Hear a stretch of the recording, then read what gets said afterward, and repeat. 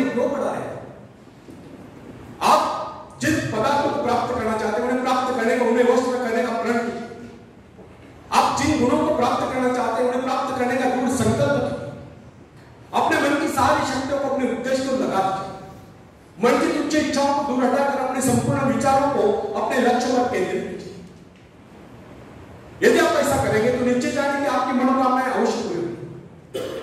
आखिर आप ऐसा क्यों सोचते कि आप भाग्यहीन रहोगे?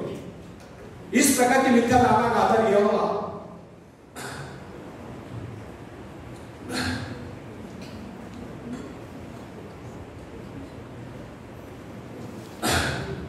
इस प्रकार के आत्मविश्वास, दावड़ विश्वास आपको सफलता की ओर नहीं ले सकता। भय और संदेह के निराशापूर्ण विचार जीवन में जहर का काम करते हैं। वे जीवन की सजीवता, शक्ति, उत्साह सब कुछ नष्ट कर देते हैं। अतः सदा उन्हीं विचारों को मन में स्थान दे जो आपकी महत्वाकांक्षा और विश्वास के मित्र हो, शत्रु नहीं, ताकि उनके सहयोग से आप अपने सपनों को साकार कर सकें। जब मनुष्य उस ईश्वरीय शक्ति से अपना संबंध बना लेता है, वो शक्तिशाली, आत्मनिर्भर और विजेता ही बनता है। तब विश्व की सारी शक्तियां उसके पक्ष में सहायता देना चाहिए। ईश्वर ने कहा है अपने विश्वास के अनुसार ही तुम मन पाओगे। इस वाक्य को एक बार अनेक बार ईश्वर ने जोड़ा है। विश्वास और सत्ता, इन दो शब्दों की महत्ता सर्वोच्च पता है। ये दो शब्द जादू की तरह हृदय पर प्रभाव डालकर मनुष्य की शक्ति का विकास करते हैं। ईश्वर मनुष्य को विश्वास दिलाते थे कि वे केवल एक ही शर्त पर अपने कार्य कर सकते हैं, वह है विश्वास। बार बार मैं कहता हूं, जो मुझ पर विश्वास रखता है वो केवल मेरे जैसा कार्य नहीं, मुझसे भी बढ़कर महान कार्य कर सकेगा, क्योंकि मैं भी तो अपने परम पिता पर अटल विश्वास रखता हूं। यह उपदेश भी मसीहा अपने भक्तों को दिया करता है। विश्वास ही मनुष्य के जीवन में उज्जवल होती है। आप अपने आत्मविश्वास की कमी को प्रतिदिन आत्म सुझाव द्वारा दूर कर सकते हैं। आत्मनिरीक्षण के समय सदा अपने आप से दृढ़ शब्दों में अपने दिल की बात करो। मानो तुम अपने किसी अंतरंग साथी के सामने खड़े उससे अपने दिल की बात करें। अपने आप से तुम ईश्वर की संतान, उसे तुम्हारा दुर्बल जीवन स्वीकार है। ईश्वर ने तुम्हें सफलता की निरूपण किया है और सफलता के लिए उसने कभी भी किसी को भी असफलता नहीं। तुम तो अपने जीवन की महत्वाकांक्षा को संदेश नष्ट कर जीवन के महान लक्ष्य को झूठा सिद्ध रहे।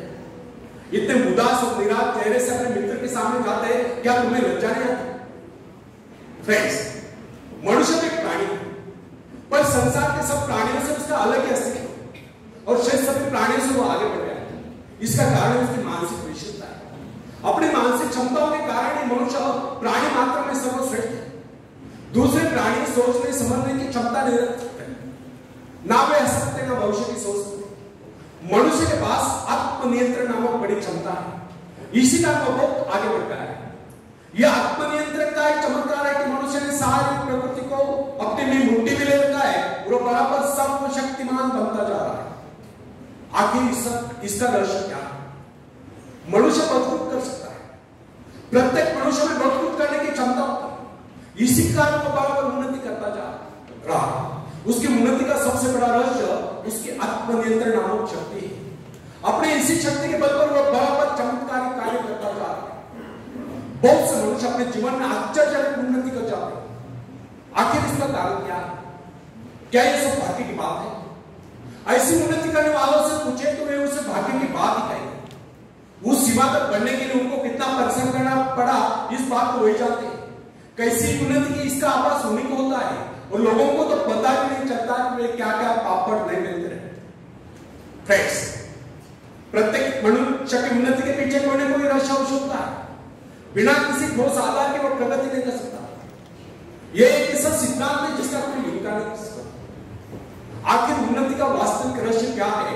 इस संदर्भ में शोध करने वालों को मानव शास्त्र विशेषज्ञों का कहना है कि प्रत्येक व्यक्ति की उन्नति के पीछे सबसे बड़ा रहस्य उसका आत्मनियंत्रण। आत्मनियंत्रण ही मनुष्य की उन्नति की पहली सीढ़ी है। इस बात को सभी विद्वान एक ही स्वर में स्वीकार करते हैं। महाकवि गटे का कथन है, जिसने आत्मनियंत्रण कर लिया उसने सफलता प्राप्त की। वास्तव में यह जीवन एक अनमोल सूत्र है। महाकवि गटे ने एक ही पंक्ति में जीवन का सबसे बड़ा सत्य उजागर कर दिया। जिसने स्वयं को जीत लिया वो मानव सब कुछ पा गया। जिसने स्वयं को जिस हद तक अपने आप पर नियंत्रण कर लिया वो मानव संतुष्ट है। संसार के सब प्राणियों की अपेक्षा केवल मनुष्य मात्र में यह गुण है, वो अपने पर नियंत्रण रख सकता है, अपने आप को जीत सकता है। मनुष्य के अलावा और किसी प्राणी में यह गुण नहीं है, और अपने इसी गुण के कारण मनुष्य अन्य प्राणियों की अपेक्षा इतनी प्रगति कर सका है कि उसने संपूर्ण प्रकृति को लगभग अपने वश में कर लिया है। अन्य प्राणियों में इसका अभाव है। शेर यह नहीं जान पाता कि जो बकरा या भैंसा पिंजरे में बंधा हुआ है, जिसकी वो शिकार करने वाला है, उसके पीछे उसकी स्वयं की मृत्यु भी है। वो मांस भक्षण पर अपना आत्मनियंत्रण नहीं रख पाता, फलतः शिकारी के द्वारा मारा जाता है। अन्य पक्षी भी आत्मनियंत्रण के अभाव में बैल के जाल में फंस जाया करता है। अपने विचारों को रोकना, उन पर नियंत्रण करना, अपने मन को वश में रखना ही आत्मनियंत्रण कहलाता है। मनोवैज्ञानिकों का स्पष्ट कथन है और यह प्रमाणित भी हो चुका है कि मनुष्यों पर परिश्रम का, बीमारियों का तथा आक्रमण आदि का इतना व्यापक प्रभाव नहीं पड़ता जितना कि उसके अपने विचारों का तथा मन की धारा का सबसे अधिक प्रभाव पड़ता है। यह हमारा मन ही है जो हमारे नैतिक या अनैतिक क्रियाकलापों के लिए जिम्मेदार होता है। मन पर काबू पाना सबसे कठिन कार्य है। अपने पर संयम कितने व्यक्ति रख पाते हैं?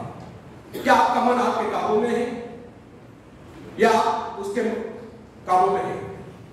क्या आपका मन आप मन के गुलाम है या मन आपका गुलाम है? इसका सही और सच्चा उत्तर पाने की कोशिश करें। क्या अपने पर नियंत्रण रख सकते हैं? इतना संयम आप में है? यह कुछ ऐसे सवाल है जो आपकी उन्नति और पतन से सीधा संबंधित है। फ्रेंड्स, लगातार क्रोध करने वाले व्यक्ति का स्वभाव चिड़चिड़ा हो जाता है। वो बात पर चलना पड़ता है। आखिर क्रोध क्या है?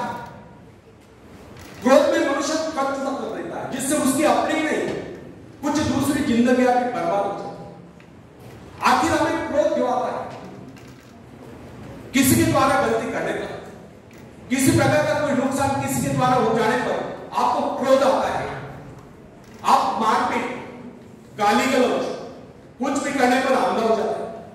क्रोध इतना खराब है कि इसके आवेश में आकर मनुष्य आत्महत्या तक लेता है। सवाल यह है क्या क्रोध से कोई लाभ है? कोई नुकसान होता है? कोई बात हो गई, कोई चीज टूट गई तो क्या आपके क्रोध करने से वो ठीक हो जाएगा? क्रोध के द्वारा किसी भी प्रकार की क्षतिपूर्ति असंभव है। क्रोध के द्वारा आप अपना एक और नुकसान कर डालते हैं। अपनी शारीरिक मानसिक क्षति के साथ साथ आप अपनी आर्थिक और समय की हानि भी करते हैं। इसी आधार पर हर्बर्ट ने कहा है, वाद विवाद में शांति से काम लें। आवेश तीव्रता से छोटी सी बात भी अवगुण बन जाती है, तब सत्य भी अनैतिक हो जाता है। हर्बर्ट की बात कितनी सत्य है, इस पर आप विचार कर देखिए। मैंने अपने एक मित्र से पूछा, आप झगड़ों से किस तरह बचे रहते? तब उसका जवाब था, जब कभी कोई मुझ पर क्रोध दिखलाने लगता है तो मैं मौन साध लेता हूं और वो पागलों की तरह बड़बड़ाता रहता है। यह कितना बड़ा आत्मनियंत्रण है। जीवन में उन्नति करने के लिए सबसे पहले आत्मनियंत्रण सीखें। अपने मन को अपने वश में रखिए, उसे अपने वश में रखिए। यह प्रत्येक व्यक्ति की उन्नति का सफलता